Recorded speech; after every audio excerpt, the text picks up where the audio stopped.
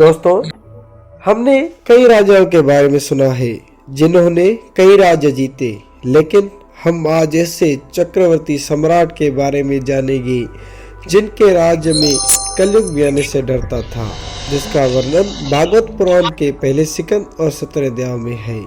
तो दोस्तों, हम बात कर रहे हैं भगवान कृष्ण के भांजे और गांडीवधारी अर्जुन के पुत्र महाराज परीक्षित की। दोस्तों, बात तब की है जब भगवान कृष्ण और सभी पांडव भाई इस पृथ्वी से पलायन करने के बाद ही कलयुग का आरंभ हो गया। उस वक्त हस्तिनापुर के महाराज परीक्षित थे। उनके राज्य में सभी लोग सुख से रहने लगे। एक दिन महाराज परीक्षित शिकार पर निकले। आगे चलते चलते उन्होंने देखा एक शूद्र जिसने राजाओं जैसे वस्त्र धारण किए थे, बैल और गाय के जोड़े को मारते हुए जा रहा था।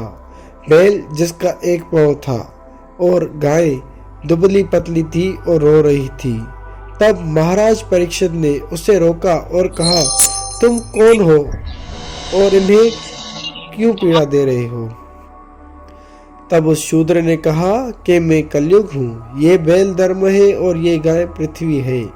मेरा इस पृथ्वी पर आगमन का समय हो गया है। गाय और बैल की दशा देखकर महाराज परीक्षित को गुस्सा आया और महाराज परीक्षित ने कलयुग को मारने के लिए अपनी तलवार निकाली। ये देखकर कलयुग डर गया और महाराज से माफी मांगने लगा। महाराज परीक्षित ने अपने राज्य धर्म और क्षत्रिय धर्म का पालन करते हुए उसे माफ कर दिया और कहा, मेरे राज्य से चले जाओ। तब कलयुग ने विनती की और कहा, हे महाराज, मेरा पृथ्वी पर आने का समय नियति ने तय किया है, इसलिए मैं नहीं जा सकता। कलयुग ने विनती करते हुए कहा, हे महाराज, जब तक आप इस पृथ्वी पर हैं, मैं आपके राज्य में नहीं आऊँगा, किंतु मुझे रहने के लिए कुछ स्थान दीजिए। तब महाराज परीक्षित ने उसे रहने के लिए 4 स्थान दिए।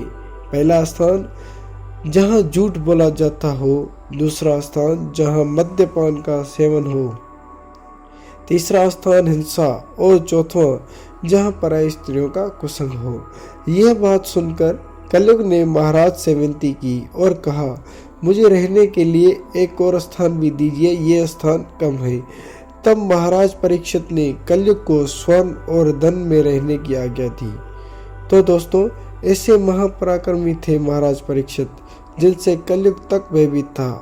ऐसे और भी इंटरेस्टिंग फैक्ट्स जानने के लिए हमारे चैनल हिस्ट्री एंड मैथोलॉजी को सब्सक्राइब करना ना भूलें।